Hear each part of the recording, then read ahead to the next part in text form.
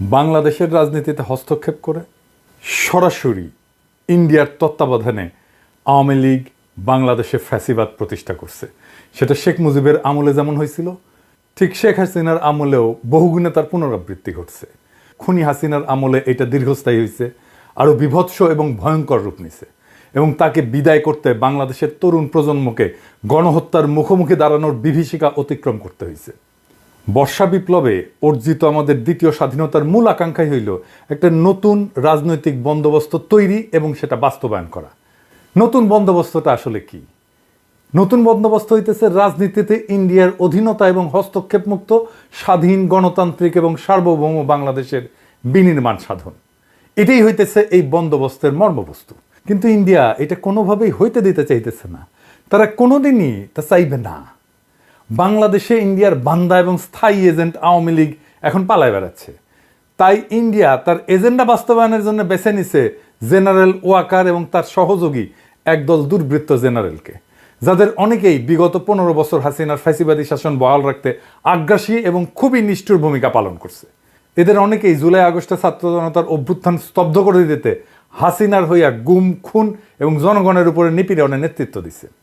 নতুন রাজনৈতিক বন্দোবস্ত হচ্ছে ফ্যাসিবাদ উত্তর বাংলাদেশ গঠনে জাতীয় ঐক্য সৃষ্টি করা।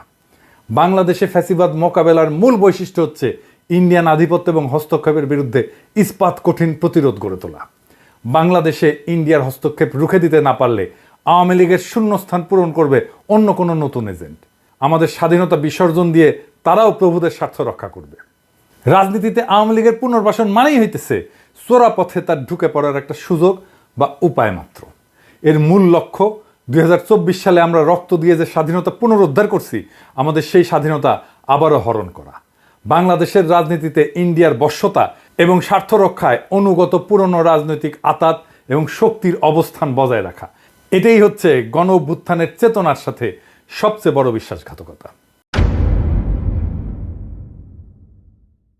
কে রাজনীতি করবে, কে নির্বাচন করবে, বাংলাদেশের ভবিষ্যৎ রাজনৈতিক সমীকরণ কেমন হবে, তার নির্ধারণের দায়িত্ব এবং কর্তব্য জেনারেল ওয়াকারের না। সেটি ঠিক করবে বাংলাদেশের জনগণ। তাহলে সেনা প্রধান হয়েও কেন রাজনীতি নিয়ন্ত্রণের চেষ্টা করতেছেন তিনি? প্রকাশ্যেই ওয়াকার একটা ঘৃণিত রাজনীতির পক্ষ নিচ্ছে। খুনি এবং গণহত্যাকারী আওয়ামী লীগের পক্ষে ওকালতি করতেছেন। তাদেরকে রাজনীতিতে পুনর্বাসনের জন্য বিভিন্ন রাজনৈতিক দল এবং ব্যক্তির উপরে চাপ প্রয়োগ করতেছেন। প্রকাশ্যে বাংলাদেশের মানুষকে হুমকি দিচ্ছেন। তার এই উদ্ধত আচরণের উৎস কোথায়? তা যে দিল্লির ইচ্ছা বাস্তবায়নের জন্য ঘটতেছে সেটা দিবালোকের মতো স্পষ্ট হয়ে ফুটে উঠছে। জেনারেল ওয়াকার কতটা বেপরোয়া তার একটা বড় উদাহরণ হচ্ছে আয়নাঘরের প্রমাণ নষ্ট করে তিনি ক্ষান্ত হচ্ছেন না।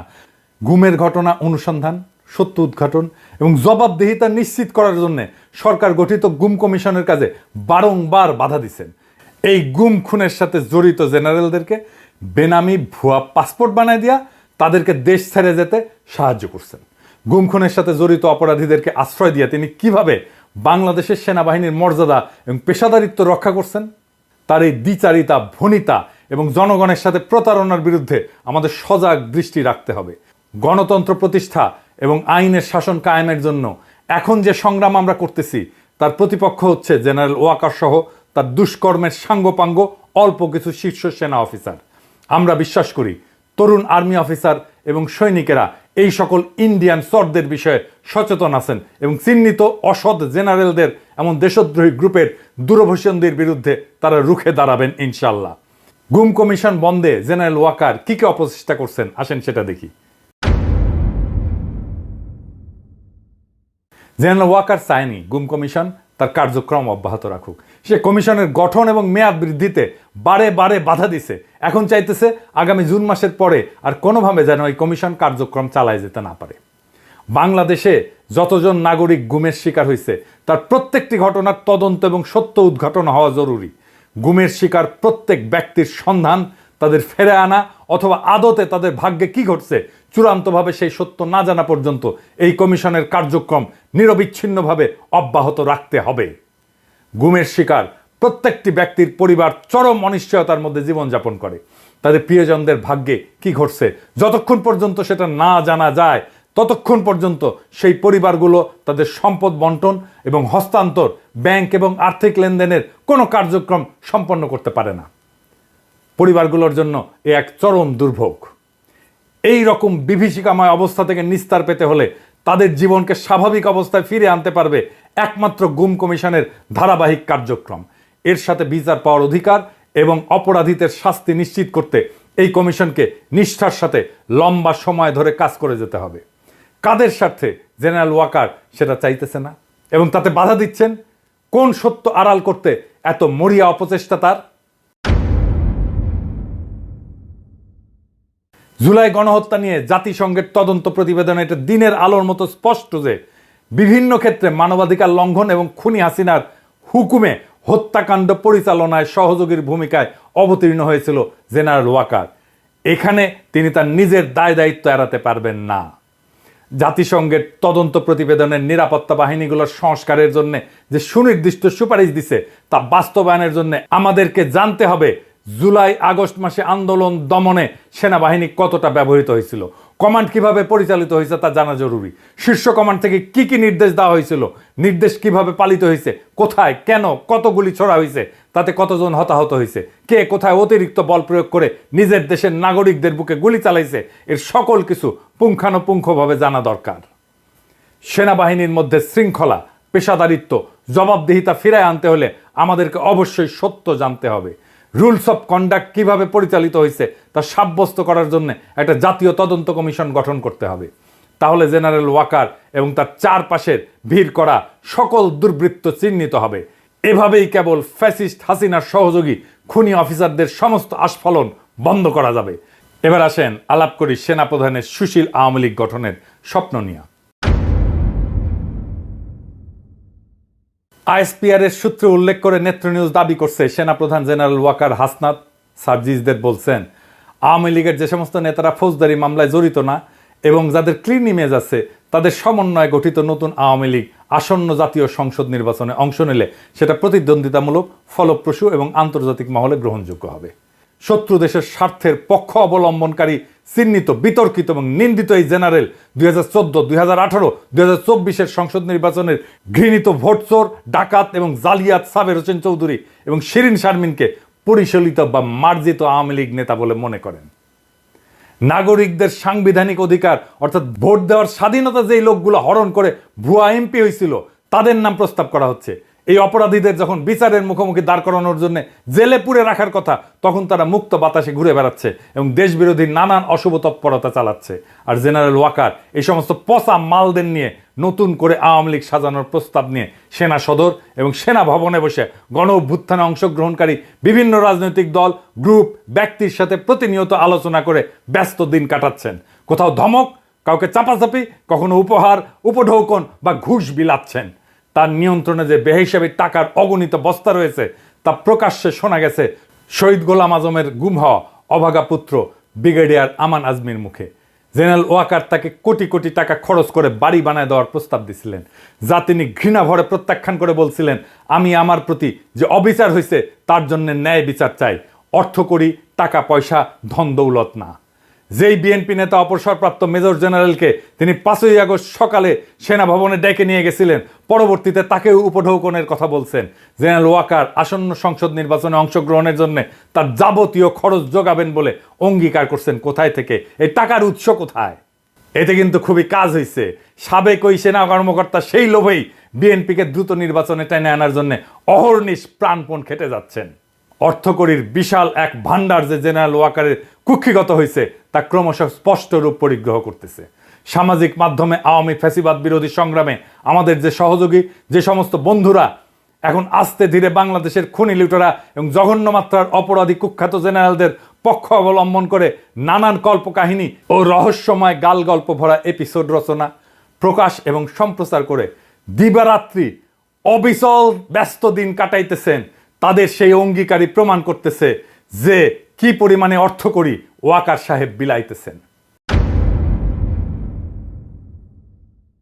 আর একটা বিষয় খোলাসা হচ্ছে যে জেনারেল ওয়াকারের মনে রাজনীতি করার ভীষণ এক শখ জাগ্রত হয়েছে।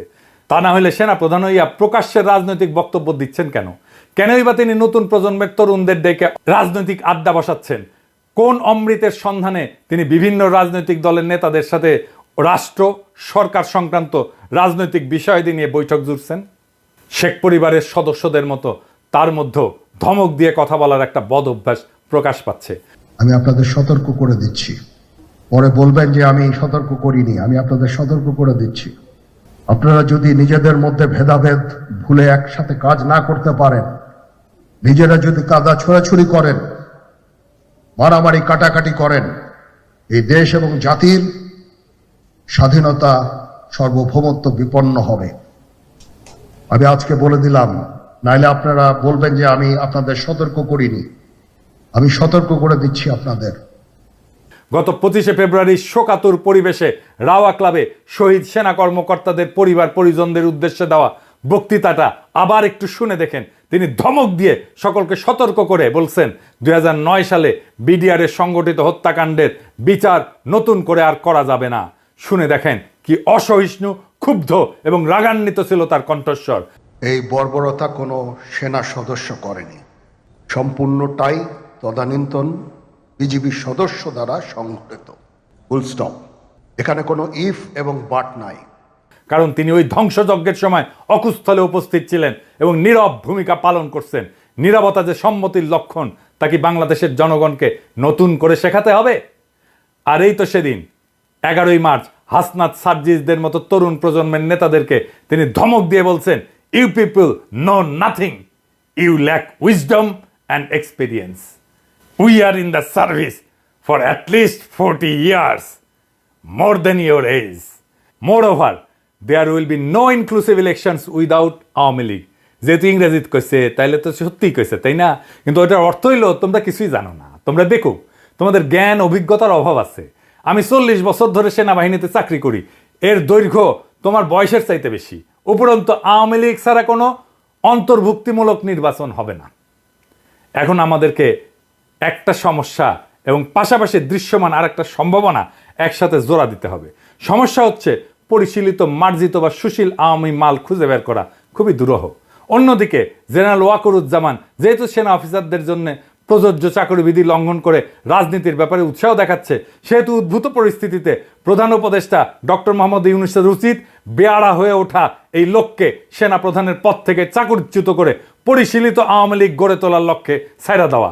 এই মালটার বড় সুবিধা হচ্ছে তিনি শেখ পরিবারের সদস্য, তাই রূপান্তরিত আওয়ামী লীগের আহ্বায়ক হিসেবে বা সভাপতি হিসেবে তাকে খুনি শেখ হাসিনা সহ সকল ফ্যাসিস্ট দুর্বৃত্তরাই মাইনা নেবে এবং তার বিশ্বাস অনুযায়ী আসন্ন জাতীয় সংসদ নির্বাচনে তিনি নৌকা মার্কা নিয়ে সারা দেশে 30 থেকে 40% মানুষের সমর্থন পেয়া শতাধিক আসন দখল কইরা বিরোধী দলের নেতা হিসেবে জাতীয় সংসদে আসন গাইরা বসতে পারবেন, যা মন্ত্রী পদমর্যাদা সম্পন্ন।